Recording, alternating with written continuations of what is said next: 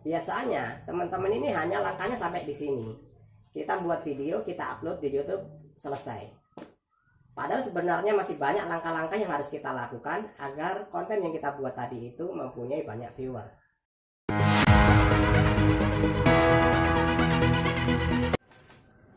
Halo guys, jumpa lagi dengan kami Madi Rusdi TV. Untuk kali ini kami ingin memberi tutorial cara mendapatkan banyak viewer untuk konten kita, guys. Jadi di sini ada beberapa langkah yang harus kita lakukan ya. Jadi kami harap kepada teman-teman semua untuk mengikuti atau menonton video ini hingga akhir sehingga teman-teman memahami seluruh konsep yang akan kami sampaikan. Jadi yang pertama yaitu pembuatan konten yang menarik. Dan tentunya harus ori ya. Jadi dalam proses pemilihan konten ini, konten kita bisa buat sesuatu yang menghibur seperti konten-konten komedi atau yang inspiratif. Bisa juga konten-konten yang berisi tentang ilmu pengetahuan ya, atau tutorial dan lain sebagainya. Nah, dalam pembuatan konten yang menarik ini meliputi dari pemilihan judul. Jadi judul yang kita gunakan itu harus yang singkat, padat, dan mencakup semua yang ada di konten tersebut. Nah, selain judul yang menarik, juga harus pemilihan thumbnail. Thumbnailnya ini juga harus sesuatu yang menarik dan mewakili isi konten tersebut. Yang kedua yaitu setelah kita membuat konten, kita akan menguploadnya ke YouTube.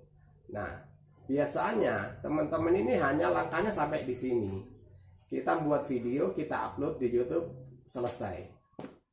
Padahal sebenarnya masih banyak langkah-langkah yang harus kita lakukan agar konten yang kita buat tadi itu mempunyai banyak viewer. Langkah-langkah yang harus kita ambil selanjutnya adalah menyebarkan link YouTube kita tadi ke media sosial yang lain seperti FB, Twitter, IG dan lain sebagainya. Nah, di sini kita bisa membuat fanpage ya di FB, lalu kita isi link-link video kita. Nah, setelah itu link-link itu tadi kita share lagi ke grup-grup yang lain.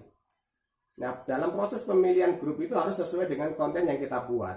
Suatu misal kalau kita buat itu konten tentang kucing, maka kita harus bergabung atau kita harus menge-share-nya di grup-grup pencinta kucing. Kalau kita membuat konten tentang game, maka kita harus nge-share-nya di grup-grup gamer. Dan begitu seterusnya ya. Masih banyak grup-grup yang lainnya, seperti grup bola, grup sepeda, pendaki gunung dan lain sebagainya. Jadi kita bisa gunakan grup-grup itu untuk mempromosikan konten yang kita buat tadi. Tapi ingat bahwa dalam proses penyebaran link itu harus sesuai dengan konten yang kita buat gitu. Jadi member yang di grup itu akan tertarik dengan video kita tadi. Ini itu kita bisa gunakan hashtag ya. Hashtag. Biasanya kalau di Twitter itu dia ada kata kunci ya. Hashtag ini tag ini menjadi kata kunci dalam proses pencarian ya, baik itu di IG maupun di Twitter.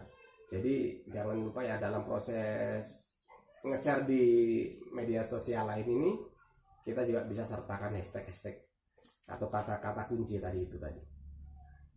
Itu ya langkah yang ketiga ya. Dan langkah yang keempat adalah kartu.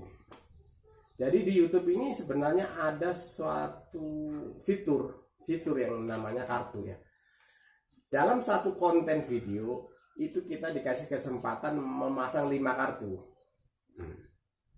Nah, kita tuh bisa gunakan video kita sendiri yang mempunyai viewer yang banyak. Kita bisa pasang 5 kartu di situ. Kartu-kartu ini adalah kartu promosi untuk video-video kita yang lain. Gitu. Biasanya tertulis di atas ya, direkomendasikan gitu, rekomendasi apa judulnya gitu. Nah, dari situ kadang kalau orang melihat video kita nanti akan muncul tulisan itu. Itu kalau kita klik akan lari ke konten yang kita pasang tadi gitu. Nah, ini kartu ya, tapi kemungkinan YouTube akan menghentikan yang fitur yang kartu ini. Yang kelima yaitu layar akhir. Layar akhir ini sama, hampir sama kartu. Cuman layar akhir ini dia ada di 5 atau 10 detik video kita yang akan berakhir ya. Di akhir video kita, 5 atau 10 detik di akhir video kita. Dan di situ akan muncul kotak-kotak ya. Kotak-kotak ini nanti bisa muncul thumbnail yang kita pasang tadi. Dalam satu konten video kita bisa memasang 4 layar akhir. Jadi kita bisa mempromosikan video kita yang lain. Jadi itu tadi sama seperti kartu. Jadi kalau kita mempunyai konten yang bagus, yang mempunyai banyak viewer, maka kita bisa memasang kartu itu tadi sama layar akhir. Itu secara nggak langsung kita bisa mempromosikan sendiri ya, bahwa video kita itu dipromosikan di konten kita sendiri. Yang keenam yaitu bahasa. Nah, ini jarang-jarang ada orang gunakan ya. Jadi kita menggunakan bahasa Indonesia, tapi di situ ada terjemahan bahasa apa. Dan di sini kita bisa mempunyai banyak terjemahan. Jadi contohnya begini, saya menggunakan judul dan deskripsi itu bahasa Indonesia, tapi saya juga pasang di situ bahasa Inggris, judul terjemahnya bahasa Inggris dan judulnya pakai sama deskripsinya. Pada waktu orang Indonesia buka, maka yang keluar judul yang Indonesia. Tapi jika orang Inggris yang buka, maka yang keluar judulnya judul bahasa Inggris. Dan di terjemahan itu kita bisa menggunakan banyak bahasa. Bukan cuma satu, bisa berapa bahasa. Jadi suatu misal ya, kalau kita punya satu konten, kita kasih terjemahannya ke bahasa Inggris. Kita bisa gunakan terjemahan bahasa Arab. Kita juga bisa gunakan Filipina dan lain sebagainya. Jadi pada waktu orang Arab buka video kita, maka yang muncul itu tulisan Arab, bahasa Arab tadi. Kalau orang Filipina yang buka, maka judul dan deskripsinya pun bahasa Filipina tadi. Nah, itu adalah fitur yang disediakan YouTube ya, yang bisa kita gunakan untuk meraih banyak viewer ya. Jadi viewer kita bukan cuma di Indonesia, tapi kita bisa go public go internasional ya. Jadi video kita bisa dinikmati oleh orang luar. Itu adalah langkah yang keenam ya, yaitu bahasa dan terjemahan. Yang ketujuh yaitu subtitle. Nah, kalau subtitle ini agak susah ya. Subtitle ini setiap kita bicara, ini sebenarnya YouTube menyediakan fitur ya. Untuk subtitle itu kita bisa gunakan artinya menggunakan bahasa yang lain.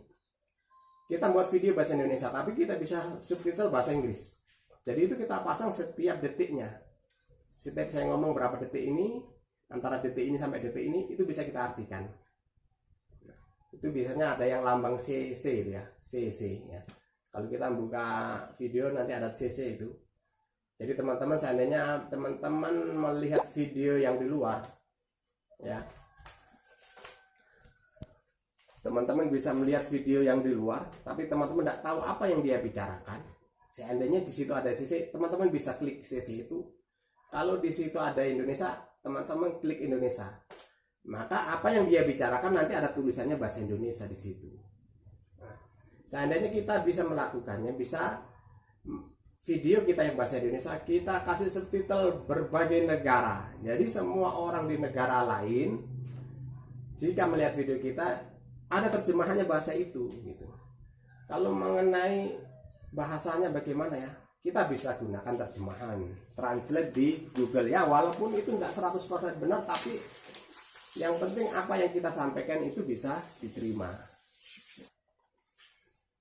Nah, itulah guys beberapa langkah ya yang bisa kita tempuh agar video kita meraih jutaan viewer. Terima kasih ya yang telah menonton video ini hingga akhir. Semoga konten-konten teman-teman semua mendapatkan viewer yang banyak dan mempunyai subscriber yang banyak. Semangat.